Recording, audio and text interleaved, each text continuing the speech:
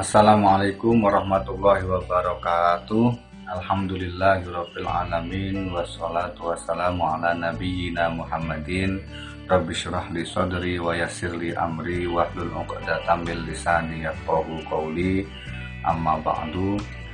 Teman-teman yang dimuliakan Allah Subhanahu wa taala, kali ini saya akan membahas tentang bagaimana puasanya orang yang mencicipi makanan atau mengunyahkan makanan untuk anaknya. Terkadang aromanya masih tertinggal di mulut. Nah, yang seperti ini batalkah puasanya?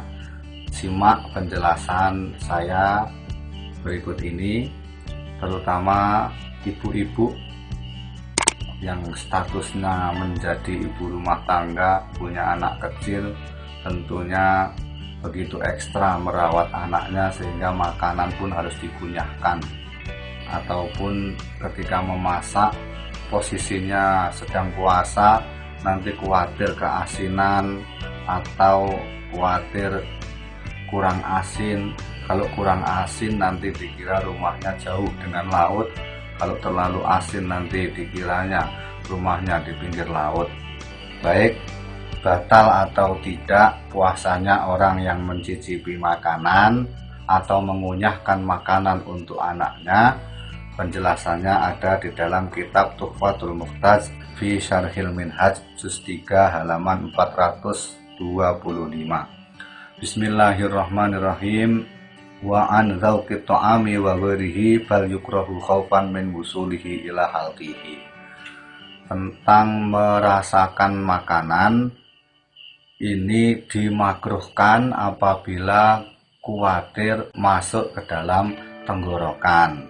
Qauluhu ila halqihi qadiyatuhu anna wusulahu qahran alaihi muftirun wa la yab'udu fi ma idza tija lidauqi alla yadur sabaquhu ilal jauh. Batasannya adalah sebenarnya sampainya makanan ke dalam lubang tenggorokan itu memaksa seseorang menjadi batal puasanya. Sama halnya dengan walaupun kebutuhannya dia butuh untuk mencicipi makanan yang tidak dikhawatirkan makanan tersebut masuk ke dalam tenggorokannya, hukumnya makruh. Itu pendapat yang pertama. Kemudian qauluhu bal yukrahu ilah, na'am ini taja ila madginah wi khubzin litiflin lam yukrahu nihayatun wa i'abun. Batasan makruh ini ternyata berbeda.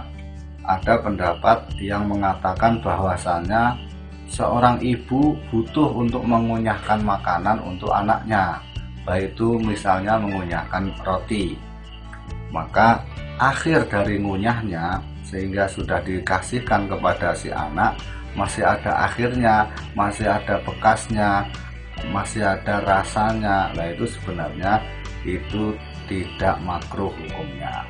Dan juga di situ dikatakan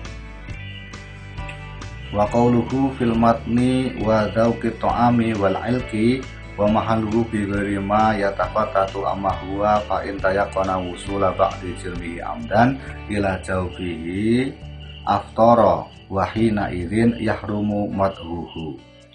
Tempatnya yang digunakan untuk mencicipi makanan atau mengunyah makanan itu harus di bagian yang bukan untuk menghancurkan sebuah makanan. Biasanya pusat untuk menghancurkan makanan adalah di daerah geraham. Jadi seandainya ingin mengunyahkan makanan untuk anaknya, maka kita kunyah menggunakan gigi depan, dikunyah-kunyah.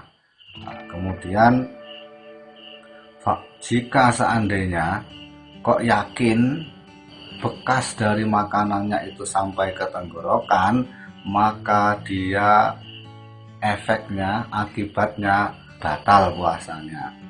Namun berbeda bikhilafi ma idza syakka au wasala ta'muhu au rihuhu li'annahu mujawirun.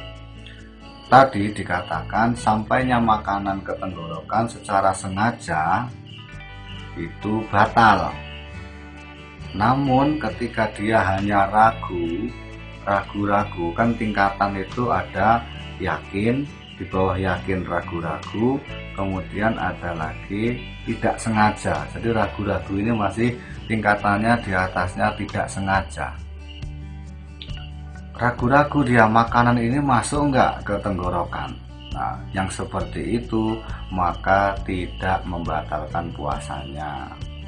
Karena rasa, aroma itu sebenarnya hanya efek dari sebuah makanan yang melalui mulut, lewat saja di mulut. Nah, itu yang seperti itu. Kecuali mengunyahkan makanan untuk anaknya, yang dikunyah adalah daging ayam, sehingga dikunyah-kunyah kok rasanya lezat, lah sengaja dimasukkan ke dalam tenggorokan, wah nikmat. Nah, itu yang menjadi batalnya puasa. Jadi ada dua pendapat. Yang pertama, makruh untuk mencicipi atau mengunyahkan makanannya walaupun itu butuh ataupun tidak. Pendapat yang kedua adalah tidak dimakruhkan karena ada suatu hajat kebutuhan untuk mengunyahkan kepada anaknya. Seandainya hanya ragu ada enggak barang yang masuk ke dalam tenggorokan, nah itu enggak masalah kalau hanya ragu-ragu, kecuali yakin dan secara sengaja memasukkan ke dalam tenggorokan, nah itu batal puasanya. Kalau hanya aroma, hanya rasa, nah itu bukan termasuk dari jirim, bukan termasuk dari benda itu yang dimasukkan ke dalam mulut, maka tidak masalah bagi ibu rumah tangga yang mungkin memasak makanan sehingga takut rasanya tidak karuan, boleh mencicipi masakannya asalkan tidak bablas masuk ke tenggorokan sampai ke perut. Terima kasih. Itu yang dapat saya sampaikan, kurang lebihnya mohon maaf. Assalamualaikum warahmatullahi wabarakatuh.